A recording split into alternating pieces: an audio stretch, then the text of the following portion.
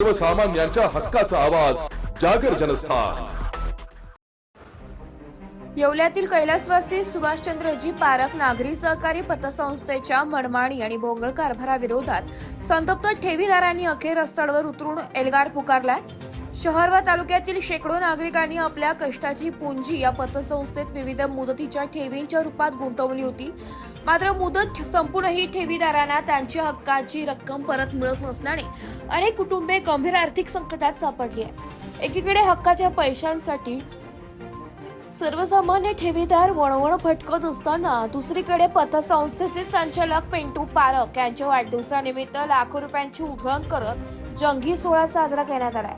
या प्रकारामुळे ठेवीदारांच्या जखमीवर मीठ चोळले गेले असून सर्वसामान्यांचे कष्टाचे पैसे लाटून कसले सत्कार सोहळे साजरे करता असा सवाल ठेवीदारांनी स्पष्ट उपस्थित केलाय।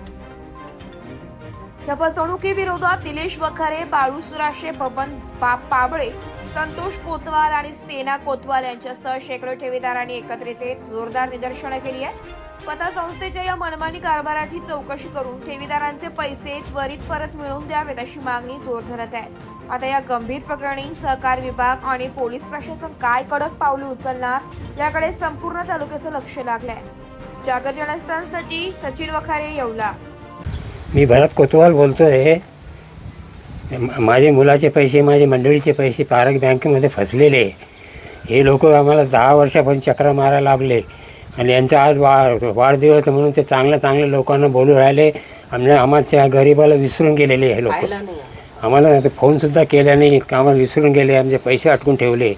आम्ही आमचे घरदार विकून त्यांना पैसे आमचे बँकेत ठेवले त्यांनी आम्हाला आजपर्यंत व्याजही दिलेलं नाही आणि पैसे आमचे अटकून ठेवलेले आणि ते मजा मारून राहिले, मंत्रसंत्रांना बोलून राहिले आणि आमच्या लोकांना सर्व विसरून गेले हे लोक। आमची अशी का म्हणजे एक दिवस खायला सुद्धा नाही, घरात दवाखान्यात जायला पैसे नाही आणि हे लोकांकडे गेले की आम्ही हे आम्हाला पैसे देत नाही, हाकलून देतात, बंदुकाचे धाक दाखवतात।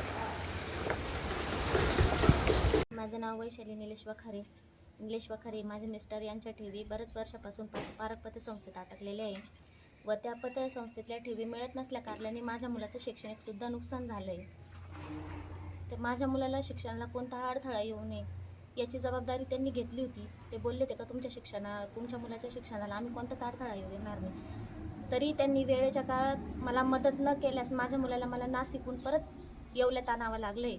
तरी आता माझ्या मुलाचं शैक्षणिक नुकसान होऊ नये म्हणून मी माझ्या रकमेची त्यांनी जबाबदारी घ्यावी व माझी ठेवी मला परत करावी। ठेवी परत मिळाव्यासाठी माझ्या घरच्यांनी उपोषणही केली होती व त्याच्यात अवसायानात जे साहेब लोक बसले होते त्यांनी लिहून दिलं होतं का आमची वसुली झाली का आम्ही तुम्हाला 10% रकमेप्रमाणे वसुली देऊ, पण त्यांनी तसं काही केलं नाही। हा साहेब येतो, त्याची रिटायरमेंट होते, तो जातो, परत त्याच्या जागी दुसरा तो, असे करत 5 वर्षामध्ये जवळजवळ 5-6 साहेब बदलले असतील। पण मग तुम्ही एवढं अवसानात जाऊन बी सरकारी याच्यात जाऊन पण ती बँक अजून क्लिअर का झाली नाही याचं उत्तर पण शासनाने दिलं पाहिजे। पारख पतसंस्थेत इन्व्हेस्टमेंट करून मला काहीच हाती आलेलं नाही व तिथे पैसा अटकल्यामुळे त्या पतसंस्थेवर विश्वास ठेवून आमचा एक विश्वासघात झाला आहे। तर याचे लवकरात लवकर निवारण करावं। मी निलेश रामदास वाखारे। माझे सुभाषचंद्र पारख नागरी पतसंस्थेमध्ये मला 9 लाख रुपये अजून अटकलेले। बँकेत चक्रा मारू वैतागून जातो, ते लवकर पैसे द्यायचं नाव घेते नाही। माझी घरची परिस्थिती अत्यंत बिकटीची होऊन बसली आहे। अक्षरशः मला एकदम माझे मनस्थिती खराब झाली एकदम। माझ्या घराचं काम आपलं राहिलेलं आहे। मी जवळजवळ 5 वर्ष मागं पडून गेलेलो आहे पा। माझी उन्नती थकून गेली पा। माझे पैसे वेळेवर मला भेटायला पाहिजे। मी खूप झालो पैसा करता, बाजारात करतो मी, हातावरलं आहे माझं सगळं। माझे यांनी पैसे लवकरात लवकर द्या अशी माहिती आज मला अशी माहिती मिळाली। पिंटू पारख यांचं आज वाढदिवस आहे, ते वाढदिवसाला एवढं खर्च करू शकता तर मग आमचे पैसे द्यायला काय हरकत, त्यांनी आमचे पैसे द्यावा। सोना भरत आहे कोतवाल, आम्ही पैसे 10 वर्ष ठेवले होते तर ते म्हणे लगेच आम्ही देणार आहे म्हणून ते पैसे अटकले। ते म्हणे आता नाही, बंद झाली बँक, कदरून जातो. प्रत्येक वेळेस गेलो का नाही आहे आमच्याकडं, आता काहीच नाही आहे. आणखीन मुलाची तब्येत आता 6 महिने झाले, ऑपरेशन झालं त्याचं. तर त्याला सांगितलं तर तो म्हणतो नाही म्हणे आत्ता काही नाही आमच्याकडं म्हणे. मुलं ते आहे सर्व आहे, पण तो येईल ना मी तुम्हाला सर्व करेल. पतपिढी पिंटू पारक पिंटना मतदान होते तेव्हा आम्ही फोन लावलो त्याला. त्याच्या अगोदर तर अजून फोन तो उचलत नाही, काही नाही. गेलो का दुकानमध्ये ते कपड्याची, तो भाऊ म्हणतो नाही आहे. आम्ही म्हणतो आम्हाला त्यांनी सांगितलं आहे आव मिलो, पण नाही आहे, नाहीच बोलतो. आणि मग काय आमचे का आरामाचे पैसे आहे का हो? आमच्या वेळेवर पैसे पाहिजे. दुःख आहे सुख आहे. मी आजारी असते, ते पडले 2 टायमाला, मुलाचं ऑपरेशन, जेवण कोण देणार मग? हां, कोण देणार? मंत्री संत्री आले त्यांच्या, पण द्यायला काय हरकत आहे त्यांना? बरं आम्ही येणार होतो पण तब्येत बरी नाही, तिथं आलो असतो आम्ही. खरोखर त्याच्या समोर आम्ही सांगितलं असतं का काय आहे काय नाही, पण आम्हाला यायची बी हे नाही आहे. गेलो तर 200 रुपये कुठून आणायचं भाडा रिक्षामध्ये? बाई बबन पाबळे, आम्ही दोघंच नवरा बायको. आम्ही भाड्याच्या घरात राहतो. आमचा मुलगा वारला, 16 वर्ष झाले. आमची टपरी चालू होती, अतिक्रमणामध्ये आमची टपरी गेली. यांच्याकडे आम्ही 5 लाख रुपये टाकेले होते. आता त्याच्यातून आम्हाला त्यांनी थोडेफार दिले, थोडेफार राहिले. आता 3 महिन्यापासून आम्ही घरात बसले.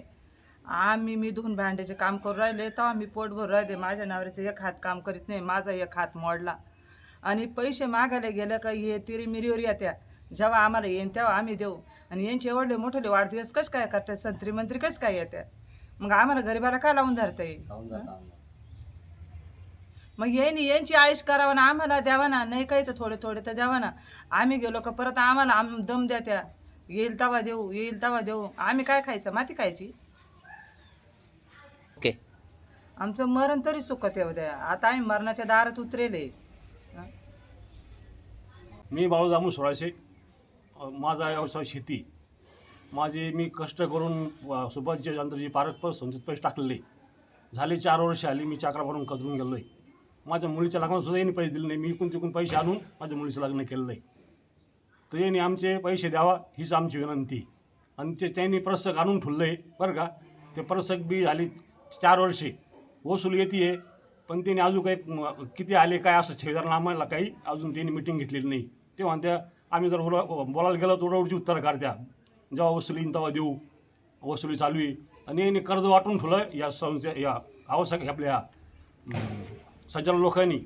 या संचालक लोकांनी ती बँक आवश्यकमध्ये टाकून दिली आणि हे मोकाट हिंडते आहे.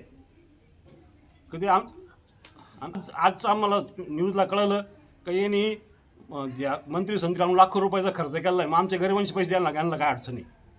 काही लोक अटॅकने मरून गेले हे टेन्शन पाहिजे. काही आमचे पैसे एवढेच द्यावा ही आमची विनंती.